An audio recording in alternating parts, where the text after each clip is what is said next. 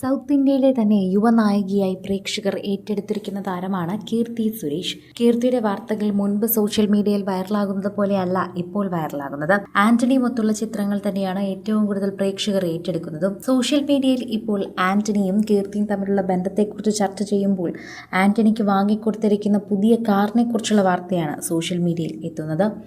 മാരുതി സുസുക്കിയുടെ ഏറ്റവും കൂടുതൽ മൈലേജ് ഉള്ളതും വലിയ അഭിപ്രായമുള്ളതുമായിട്ടുള്ള ഒരു കാറാണ് ഇപ്പോൾ കീർത്തിയും സുരേഷും ആന്റണിക്കായി നൽകുന്നത്.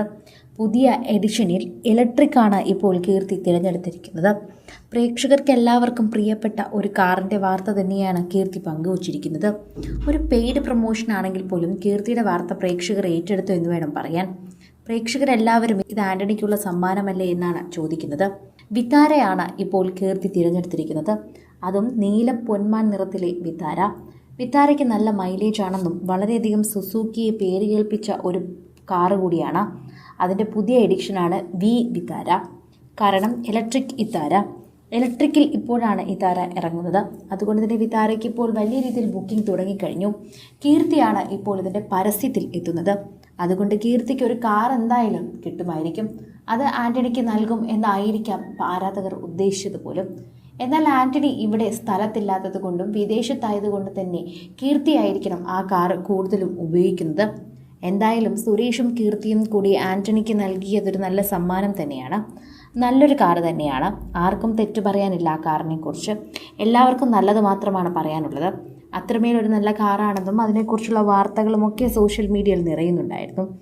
ആരാധകർക്ക് വലിയ ഇഷ്ടമാണ് ഈ കാറിൻ്റെ വാർത്തകളെക്കുറിച്ച് പറയാൻ. സോഷ്യൽ മീഡിയയിൽ ഇപ്പോൾ കീർത്തിയും ആന്റണിയുടെ വാർത്തകളും ഇടയ്ക്ക് ചർച്ച ചെയ്യാറുണ്ട്. കഴിഞ്ഞ ദിവസം തന്നെ കീർത്തിയുടെയും ആന്റണിയുടെയും മകനായ നൈക്കിക്കും മകൻ ജനിച്ചു എന്നാണ് അറിഞ്ഞത്. ഇവർ അച്ഛനമ്മയും ആകാതെ അമ്മുമ്മയും അപ്പനുമായോ എന്നായിരുന്നു പ്രേക്ഷകർ കമൻറ്റോടെ ചോദിച്ചത്. നൈക്കിയുടെ മകൻ കെനി എന്നാണ് എല്ലാവരും പേരിട്ടത്. ആന്റണിയും കീർത്തിയും ഒരുമിച്ച് ചേരുന്ന പേരുകളാണ് ഇത്.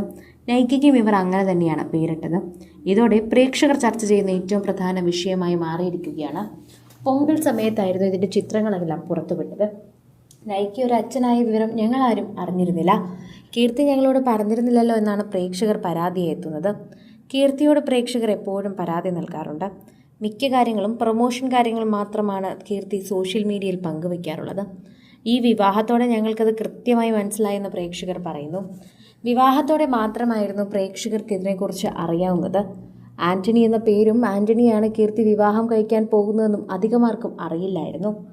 അടുത്ത സുഹൃത്തുക്കൾക്കും അടുത്ത ബന്ധുക്കൾക്കും മാത്രമായിരുന്നു അറിയാമായിരുന്നത്. അതുകൊണ്ട് തന്നെയാണ് പ്രേക്ഷകർ അതിന് കാതോർത്തിരുന്നതെന്ന് പറയാം.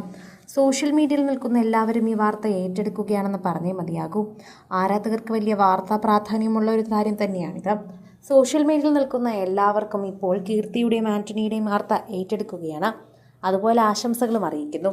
കൂടുതൽ സിനിമ, സീരിയൽ, ചാനൽ വാർത്തകൾക്കും നിങ്ങളുടെ പ്രിയപ്പെട്ട താരങ്ങളുടെ എക്സ്ക്ലൂസീവ് അഭിമുഖങ്ങൾക്കുമായി സബ്സ്ക്രൈബ് ചെയ്യാൻ മറക്കല്ലേ.